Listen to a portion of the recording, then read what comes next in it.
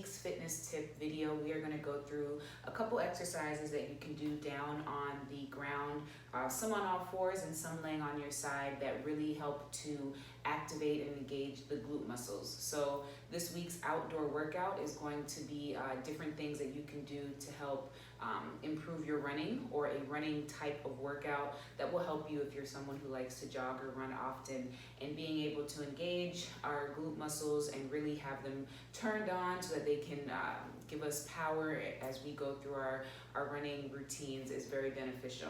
So for this particular clip, again, we'll be down on the ground, and I'm going to show a couple that can be done on all fours and then some that can be done laying on your side. So with any exercise that you are doing on all fours, you want to make sure that the shoulders are directly over the wrists and that the hips are directly over the knees, and that your knees and hands are lined up so that they are directly, one is behind the other.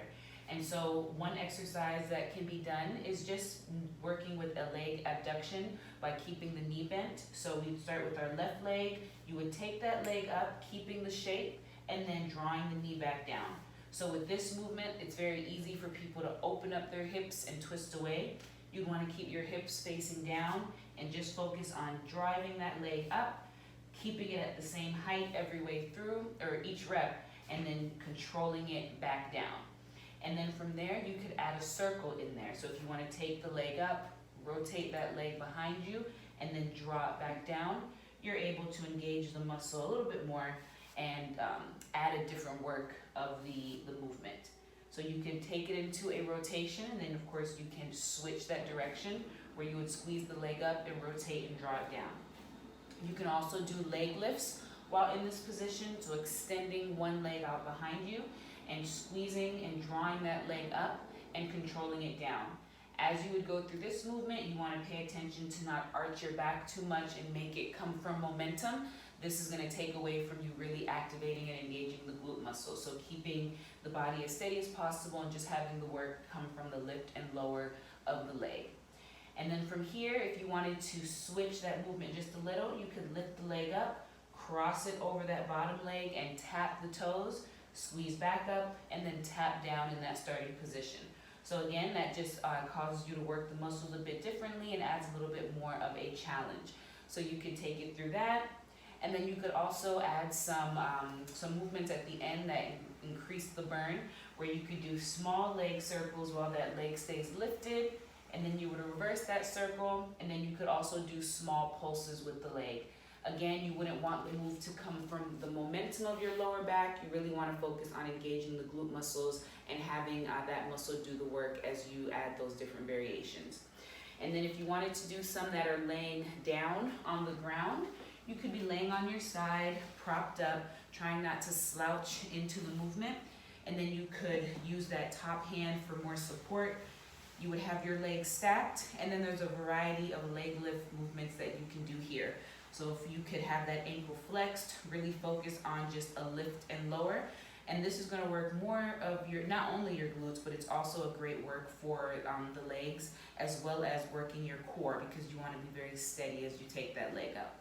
So you could have regular lifts here, circles again. You could even create a shape here. You could take the leg forward, lift up, drop back and lower, so creating a square. And then you could reverse that movement as well and do it in the opposite direction. You can also break up your lifts by taking them 2 pieces up, 2 pieces down. So 1, 2, and lower, down. Really breaking it up, and it adds a little bit more of a burn to the movement. And then clamshells as well, which is where you would have the knees slightly bent, and you would focus on keeping the heels together and just lifting up and lowering the knees back down. So this is a very controlled, small movement, and you really feel it in the glute muscles. You really feel that area working as you take it through this. And if you want to add, again, an extra burn, you could keep the knees up at that open position and then do a slight pulse there as well. And again, you'll really feel the glutes engaged in the move.